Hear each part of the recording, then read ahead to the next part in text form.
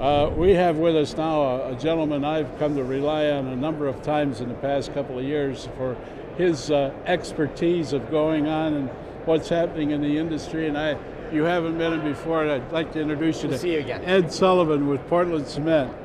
How are you? I'm doing great. Well, I have to tell you, you've been just a real boon for us at Construction News Tracker and all of our modeling information sites for your great expertise and your finger on the pulse. The pulse is getting better. The pulse is getting better. Well, I know start to feel it we now. spoke right before the holidays, and there were, of course, some questions surrounding the pitfalls and the cliff and what have you. And that's now behind us, but we still have things ahead of us.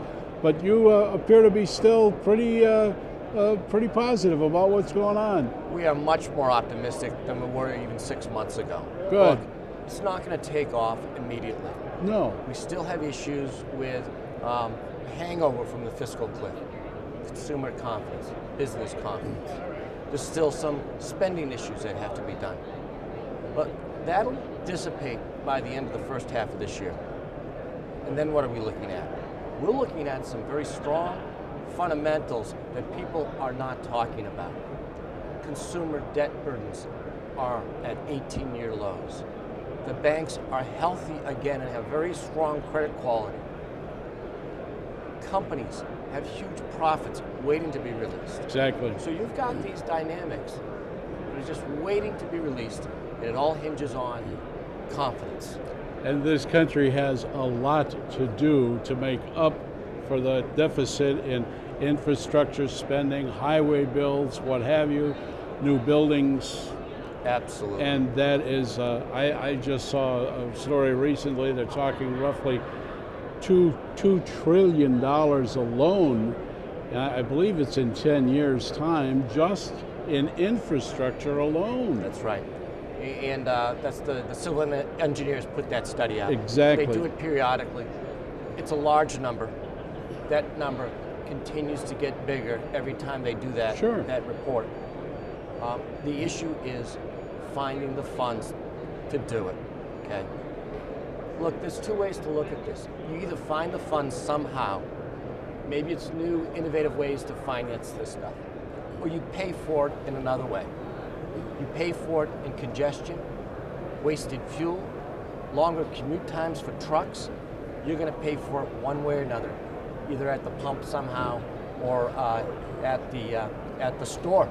95% of all goods come by via truck. So there's absolutely a need for us to expand the infrastructure.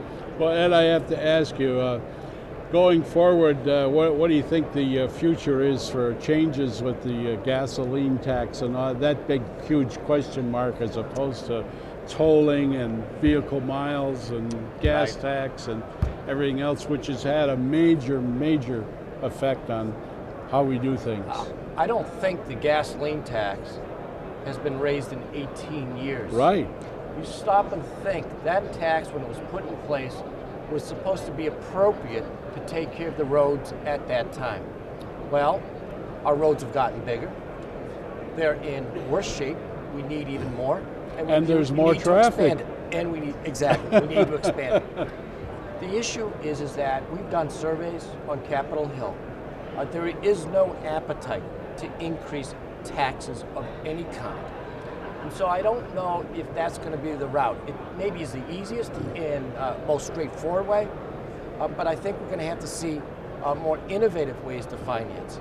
Now, if you look at that last highway bill, they did have a very interesting twist in there. It was called TIFIA. Yep. And those bonds were increased tenfold. They were. They can actually support some of our needs. But let's face it, $2 trillion, it's only going to be a drop in the bucket. And we've got to find a way, more ways, to finance these expansions and repairs. Well, with your continued acceptance, we're going to keep coming after you for your prognoses in the future and see where we end up. It'll be interesting to talk about this in a year or so and say where were we and where have we come and where are we headed yet. Thanks for having me. And next year, I think it's going to be a much brighter outlook. I really appreciate you coming by and saying hello. You've had a busy couple of days. Plus, you have a new role within the company, and much success. Thank you very much. Pleasure. Bye. It's my pleasure.